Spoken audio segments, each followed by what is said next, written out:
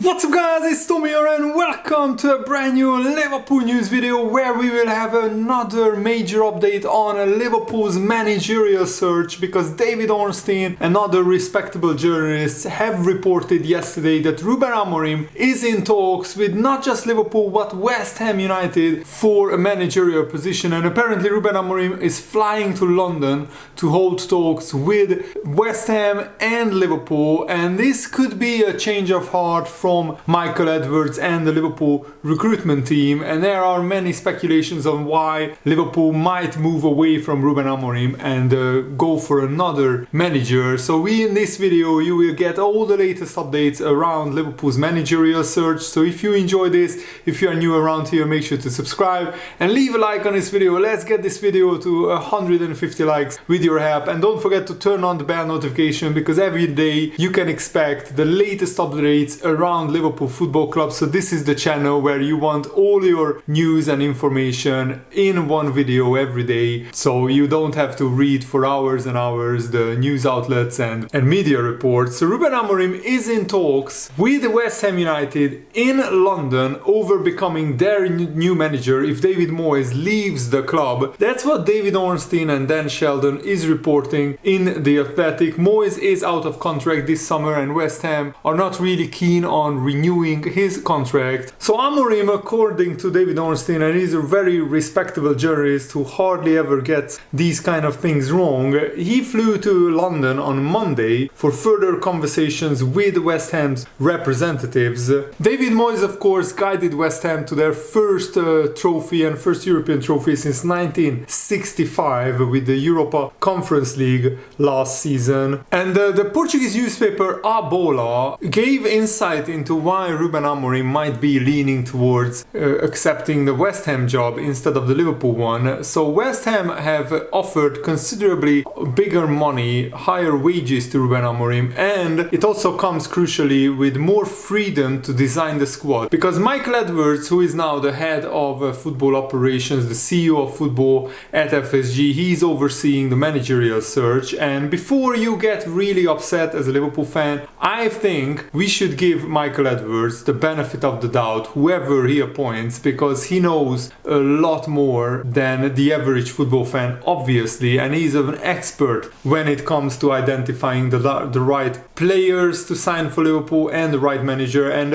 any new manager who comes in to Liverpool needs to work under the existing structure, so he won't get as much freedom as Jurgen Klopp had in designing the squad, obviously. And Bola appeared to be coming up with the best takes on Ruben Amorim's current situation. So it's not just about the money, but of course it's important because the news outlet is saying that the numbers in the proposal that West Ham have offered to Ruben Amorim are considerably higher than those that Liverpool put on the table. And West Ham are also offering Ruben Amorim the freedom to design a squad to his liking according to his ideas, while at Liverpool you need to work under a transfer committee or a sporting director, where the sporting director identifies certain players that Liverpool can and want to sign, and then if Ruben Amorim or the manager, whoever it is, approves those signings, then the club brings them in. While at West Ham the manager might have more freedom to just sign whoever they want, really, of course, between the transfer budget or inside the transfer budget of West Ham United. And according to this Portuguese news outlet, one of the requirements from Amorim was that he gets total freedom in designing his squad to his liking, and the feeling is that Liverpool weren't as prepared to offer that much power as West Ham are, mainly because you could see how much Jurgen Klopp changed the structure at Liverpool when he got more power. A lot of very crucial, influential people inside the Liverpool football structure left. Michael Edwards left, then Julian Ward left, and a lot of analysts, scouts and football people left Liverpool when Jurgen Klopp got more and more power, and that was always alarming, and maybe it coincided with Liverpool going a little bit on the decline in the last season. This season, of course, we improved and bounced back considerably. But now, Liverpool don't want to make the same mistakes. We don't want to give a manager total power, and that way a lot of football people would leave Liverpool, and that's not how Liverpool want to build the football infrastructure. So the Portuguese reporters are saying Amorim likes to pick his own squad. He doesn't really like to work under the structure where, he doesn't have total control over transfers. And with Michael Edwards being back, that was always going to mean bringing in a manager who has a limited say in transfers and who Liverpool sign. And just breaking news while I'm making this video, Gary O'Neill, the current Wolves manager, is being interviewed for the Liverpool managerial job, which is a very underwhelming news, because I want somebody who is a lot more high profile than Gary O'Neill. But I will trust Michael Edwards and Liverpool in whoever they appoint, because you can't appoint somebody like Xabi Alonso or Carlo Ancelotti. These kind of managers are really not on the market at the moment, and maybe we appoint a manager just for the next 1 or 2 seasons until Xabi Alonso becomes available. But I always fear that Xabi Alonso might go to Real Madrid instead of Liverpool. Gary O'Neill has been in charge of Wolves since the beginning of this season, since August 2023, and he has done an admirable job stabilizing a team that many believed were destined to fight against relegation. He did a very impressive job keeping Bournemouth up last season as well. He was a caretaker manager there after the sacking of Scott Parker.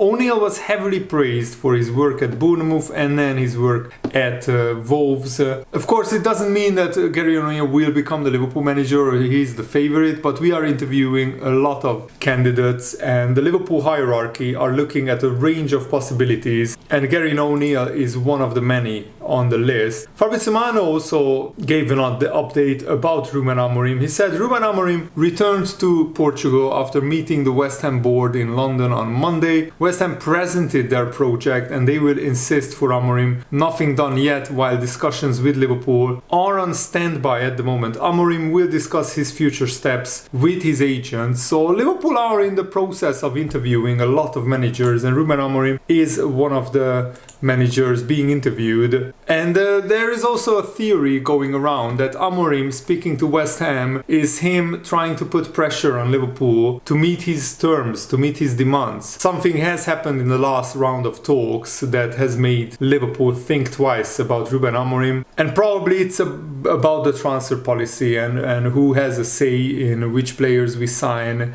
who decides that. And if it is that, then I think Liverpool will walk away from Ruben Amorim. Because Liverpool, when Jurgen Klopp got bigger power and more say in transfers and how to structure the football department at Liverpool pretty much broke everything, and they lost a lot of very good, very influential, very high expertise people because they wanted to keep Jurgen Klopp. So I think Liverpool made the right decision then. There is no other generational manager like Jurgen Klopp. Jurgen Klopp is, in my opinion, the best manager in the world right now. Even better than Carlo Ancelotti, even better than Pep Guardiola when it comes to building a squad on a limited budget like he has at Liverpool. So Liverpool were right giving in to Jurgen Klopp's demands, but when we sign a young up-and-coming manager, and I think that's what we are going for, he won't get the same power as Jurgen Klopp did. So it looks like Liverpool more likely want coach and not a manager who manages different football aspects inside the club. They want a coach who coaches the players and who sets up the tactics and gives press conferences and everything, but they want the whole football structure to be built around the coach, and they want Michael Edwards and Richard Hughes, the sporting director, to basically design the transfer strategy, and the manager, the next manager of Liverpool, will either just okay the transfers or have very limited input on what kind of players we sign in the future. The pool of candidates is shrinking every week. Julian Nagelsmann has recently signed a new deal with the German national team, and just about while I was making this video, breaking news, David Ornstein posted this, that Unai Emery extended his Aston Villa contract contract until 2027, because Aston Villa know that a lot of big clubs, Bayern Munich, Manchester United, Liverpool, Barcelona, are looking for a new manager, and Unai Emery is one of the hottest prospects right now, so they didn't want to lose him.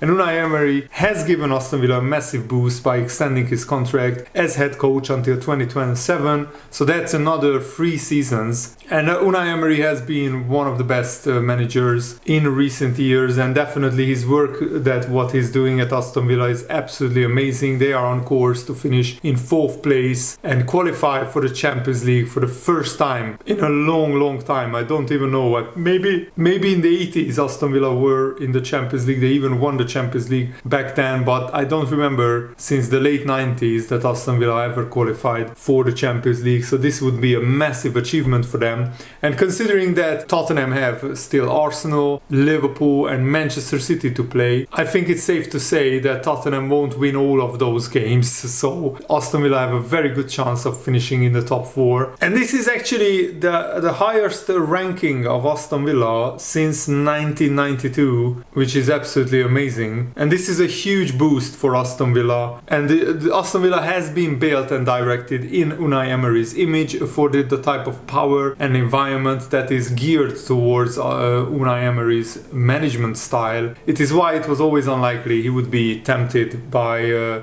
interest from other clubs. But also it begs the question, why would Richard Hughes, who was sporting director at Bournemouth when they sacked Gary O'Neill, so why would Richard Hughes appoint Gary O'Neill as the next Liverpool manager when he was instrumental in sacking Gary O'Neill from Bournemouth the last time he was in charge of Gary O'Neill? So that's really a good question to ask ourselves. Some people are even talking about Jose Mourinho becoming the next Liverpool manager, but I don't even want to talk about it. Like, honestly, I absolutely hate Mourinho as a character, as a man, and he used to be a great manager, but he's not anymore. So let's not even go there. Let's not even entertain the idea of Jose Mourinho being a Liverpool manager. The only reason why Jose Mourinho was in attendance for the Fulham-Liverpool game was that he has a good relationship with Fulham. His son, Jose Mourinho's son, used to be in the Fulham Youth Academy when he was working as a Chelsea manager. So yeah, I don't want Jose Mourinho anywhere near the Liverpool managerial job. It would be an absolute disaster. Some people saying, just appoint Mourinho for 1 season, because his first season is usually a banger, and then it quickly fizzles out as Jose Mourinho creates a toxic environment in the dressing room. He falls out with people, he falls out with directors, and falls out with owners. But yeah, that first season would be probably great. Let me know what do you think about this in the comments below. Fabrizio Romano also just posted an update. He understands that after a round of talks, it's highly unlikely to see Ruben Amorim as the new West Ham manager. Discussions are not expected to advance after meeting in London. Talks on standby with Liverpool since last week. So Amorim keeping his options open, that's what Fabrizio Romano is saying. And he probably wants a higher profile, bigger club to come in for him than West Ham United. So what do you think about this latest news? Let me know in the comments below, and I'm really looking forward to the Merseyside derby. But today Arsenal will play Chelsea, so I'm hoping that Chelsea can take points off Arsenal, even though I'm not holding my breath because Cole Palmer apparently is injured and Chelsea will be under strength. But Liverpool just need to do their business on the pitch. We need to win the last 5 games, and let's see where that takes us. So come on Liverpool, I'm really looking forward to it. Thanks for watching guys, hope you enjoyed this. Have a nice day, see you later, goodbye.